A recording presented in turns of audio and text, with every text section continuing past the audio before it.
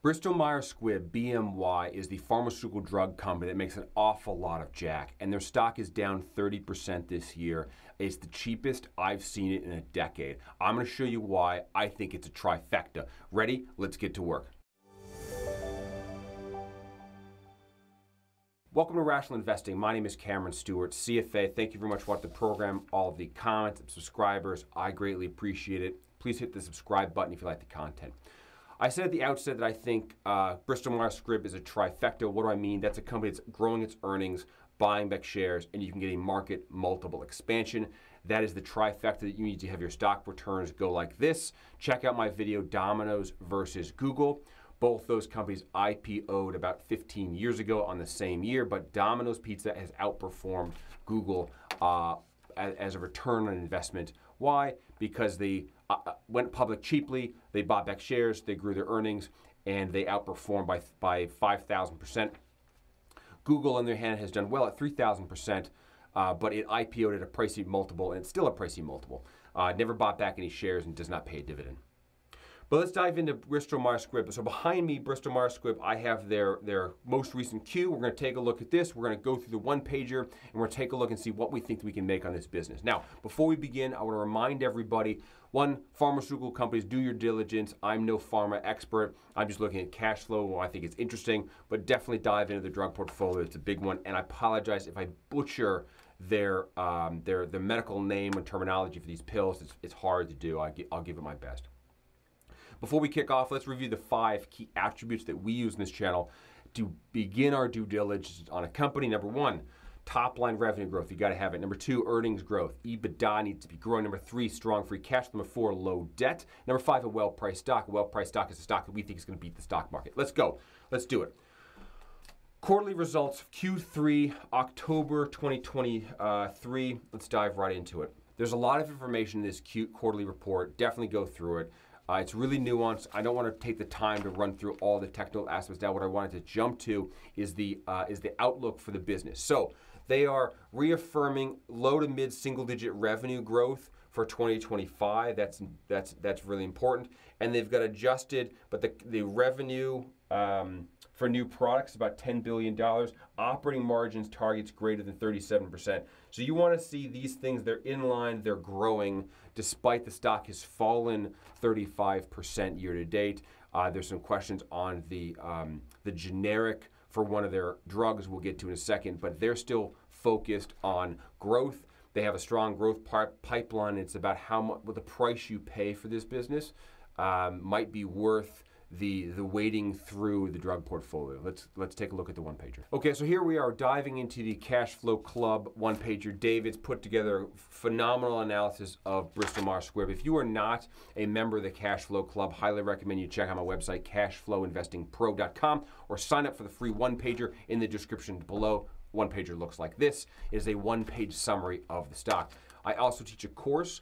If you like doing your own analysis or want to be a financial analyst, I highly recommend you take this course. It is a basic training on how to build your own financial models and how to be an analyst. You should be building models for every single stock that you own. It's going to limit your number of stocks that you own to focus on your best ideas.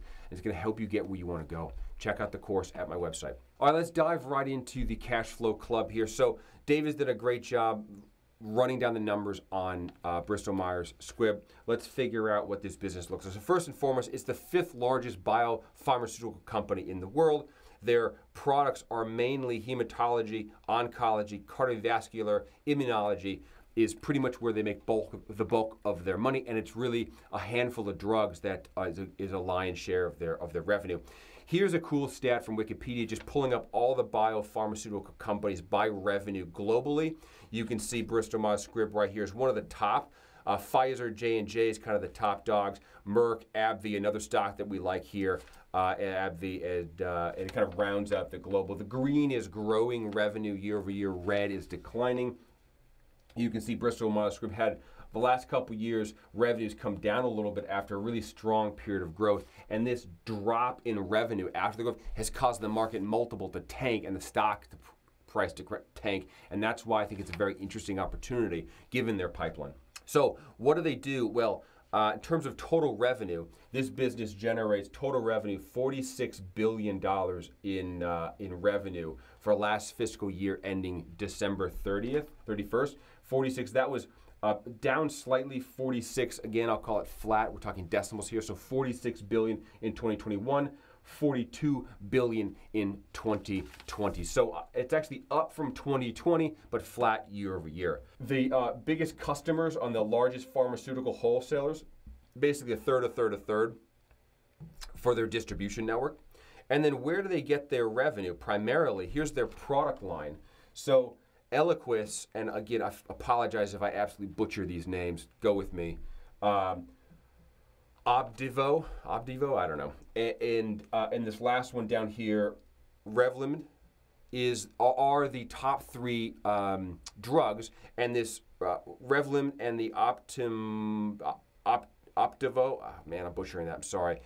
Those three are the oncology drugs. And the first one here, this Revlimid, has a generic that came out recently, and I think that's why people are pulling back from the stock. They think the revenue for that line, which is $10 billion out of the $46 billion in total revenue, is going to decline. And you can see it year over year. It was $12 billion.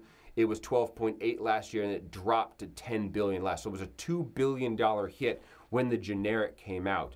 But in terms of total revenue, they were able to kind of hold total revenue flat despite the $2 billion drop from this particular drug, because the rest of their portfolio had growth.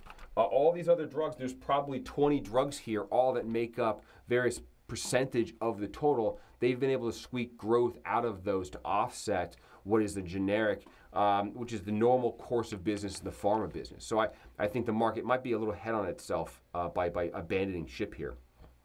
Well, let's take a look and see what else we have.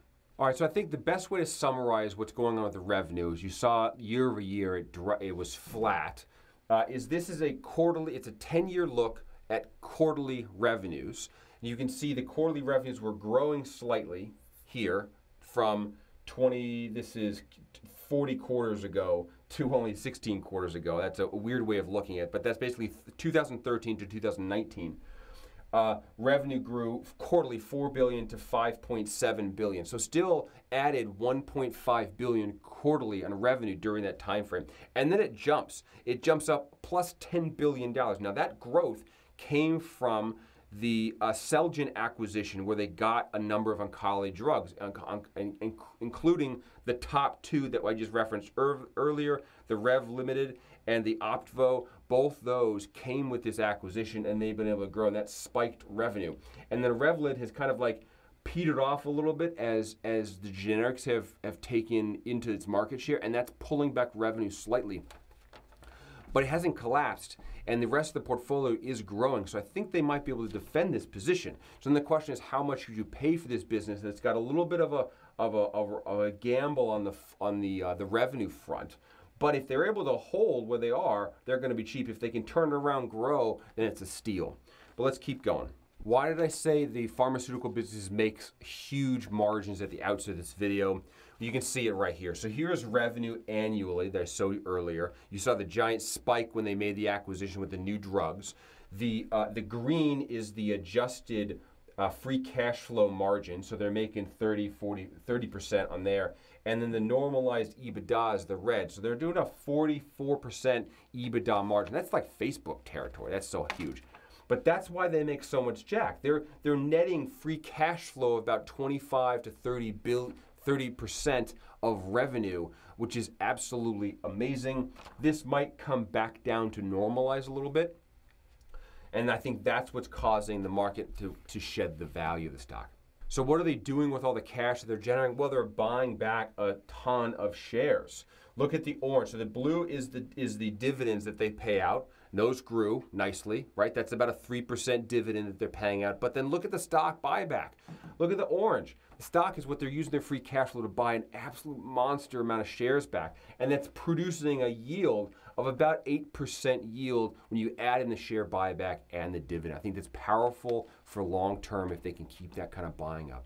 So finally, coming to a valuation related slide. What multiple are you paying for these cash flows? This is why I think it's very interesting. The business long-term revenue has been growing, long-term earnings have been growing, but look at the price they're willing to pay for these earnings. The market multiple has continued to fall down to single-digit territory for one of the biggest pharmaceutical companies in the world. That is staggering to me for a company that's got, the margins are down. They're not 40% anymore. The free cash flow isn't 35%, it's 24%. Okay, but does that deserve a single-digit market multiple? I don't think so. This stock is currently trading for 8.8 times or $160 billion of value. Here's the enterprise value, $150 billion. So you're buying this thing, I think, at a very low point in its cyclical period, and it has traded a whole lot higher than that historically. Let's go dive through the one-pager and go look at cash flow. Let's take a look at the cash flow one-pager here. So I've got it in my hand. I've got it up on the screen behind you. It's going to show you 10 years of data. We looked at a little bit of data already, but I want to get a feel for how this business is performing over the long term. Now, long term, revenue has gone, in 2013, it was $16 billion. It has moved to $46 billion out 10 years ago. That's amazing growth. That's about a 12% annual growth rate over that period of time. Earnings have grown from $4 billion to $20 billion in earnings. That is a 19% average growth rate over that 10-year period of time. And you can see the move here in 2019, 2020, when they made the acquisition. They got into the oncology space with its two primary drugs, and revenue went from earnings went from $8 billion to $13 billion. That's a monster move. It then went from 13 to 20. So it's really shot up, and I think they continue to generate that kind of cash flow. It might come down a little bit, but I'm not saying it's going to go back to what it once was. I don't believe that. Debt has moved up as well. They did fuel that acquisition with debt. So debt's gone from $8 billion to $40 billion, grown in line with earnings as they leveraged themselves up to buy the business. And market cap is here $86 billion to $163 billion. You add the debt plus the market cap, you get enterprise value, less this excess cash. And you've got about a $200 billion value at the end of the fiscal year. Like I said recently, it's pulled back. It's $160 billion. So you're trading at you get a discount on the valuation of about $40 billion of market cap has been removed for a business. And once it was trading at the end of the fiscal year 10 times, it's now 8.8. Well, if you look at this trading history of enterprise value to EBITDA, it has not been that cheap in over a decade. That was my comment early at the outset. I think the stock is the cheapest it's been in 10 years. And I think it's a trifecta opportunity because it's growing earnings, buying back shares, and if they can stabilize the revenue, you'll get a market multiple expansion, and that has how you really win. Debt ratio, to me, it's 2 times ratio, which is totally reasonable. They were as high as 6 when they made that acquisition, and they, with fiscal prudence, dutifully bought down that debt. And that debt has come down from $47 billion or $51 billion at the peak to $40 billion in the last couple of years. It takes hard free cash to buy down debt. They've done a good job. So they've brought that coverage ratio back down. Let's take a look at cash flow. So adjusted free cash flow has grown from $3.3 billion to $12.6 billion. That's a 16% annual growth rate, which is in line with like the 13% of EBITDA, growing the same direction. Good job, accounting team. CapEx, it takes very little money in terms of physical property that they have to build to grow cash flow. Most of their expenses are in salaries and R&D, which is in the P&L. So you get $12.6 billion of free cash, less only $1 billion of CapEx. A lot of free cash flow goes to the end. And we're saying that, well, plus they made these debt payments, so it's about $6 billion of free cash flow after debt payment that's available to them. On a share basis, they had they made an acquisition. They used shares, so I'll pick up after the acquisition the 2.25 billion shares outstanding, and then from there 2.245 and 2.146 billion shares that they were outstanding. So they are buying back shares. They don't have a 10-year record because they made a big acquisition that used debt and shares. But after that acquisition, they had the financial discipline to buy down the debt. They've bought down $10 billion of debt, and they've been buying back shares on top of that from 2.258 billion shares to 2.14. So about 100 million shares they have pulled down over the 2-year period of time, which is great. As a result, they've got a free cash flow yield about 6.5% average free cash flow yield. Let's forecast this stock and see what we get. So on an EBITDA forecast, I'm going to be conservative. We've got a conservative forecast of down the year in the profitability, just shy of $18 billion of EBITDA. Remind you, they were at $20 billion last year. So we're saying, okay, we're going to pull back EBITDA to be conservative, and then they're going to do 3% average. I don't know what's going to go on, but 3% they could possibly do. Now, they grew 19% historically, again, because of an acquisition. So we can't assume acquisitions going forward, but we know inflation, we know if you have a pipeline, so we're going to say, I guess, finger in there, 3%.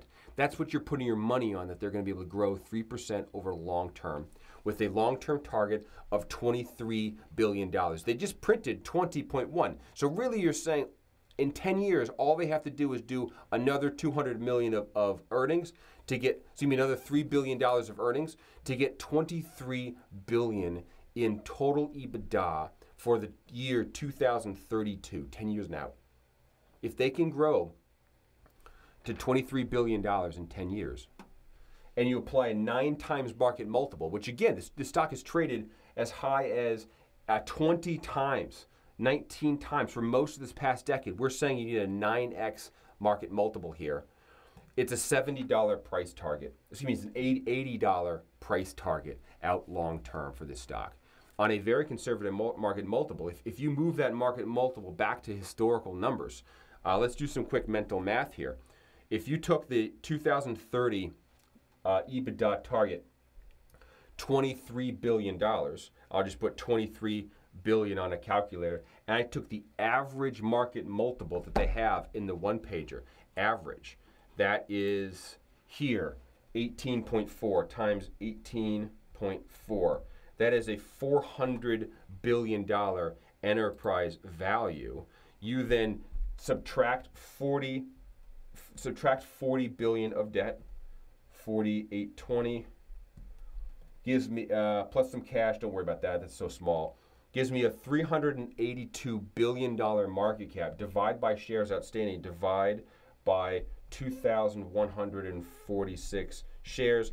I get a price target of $178 if you take this market multiple to average of 18. So that's the market multiple expansion you get. If the market says, hey, these guys have a pipeline of drugs, the generic isn't that big of a deal, and this market multiple expands back to the average, this price is not $80, it's $178. Let's look at cash flow itself. So cash flow, they produce about $4.17 for some free cash flow. Bring that down out 10 years, $5.44 of cash flow at a 7% yield. You get a $77 price target out 10 years. Now, if I consolidate these two and I put them together, you get a forecast where I can buy the stock right now for $56 a share. Again, that's a $160 billion value, 8.8 times market multiple. Very decent for this kind of stock. Its free cash flow yield is about 9% right now. So you're going to make 9% of the money. You're going to sell it at $78 out in the future, not the $170 it could be if market multiple expanded. And you got 12.4% IRR. That's a market-beating return on a stock with a market multiple that's relatively low. So that's why I think this is a very interesting stock. Let's review the 5 key attributes. Number 1, top-line revenue growth. Yes, check the box. Number 2, earnings. EBITDA, it's going to grow. Check the box. Number 3, strong free cash flow. Number 4, low debt. Check both those boxes. And number 5, well-priced. Absolutely, I think it's well-priced. It's estimated with a low market multiple and very reasonable long-term growth to beat the stock market. It's going to get a good on my book. I recommend you do further due diligence. There's a massive pipeline of drugs that's very complex with patent issues and timeline. Take a look at that. But keep this on your radar. If you're interested in the drug business, take a look and let me know what you think down below. Throw me your comments. How am I wrong? How am I right? What do you think? This is a very interesting company with a sizable upside, especially if that market multiple does not stay at 8.8 or 9, but goes up to 13, 14, 12. That's going to be big upside for this company. So let me know what you think. My name is Cameron Stewart. This has been Rational Investing. This is Bristol-Myers Squibb, the global biopharmaceutical company.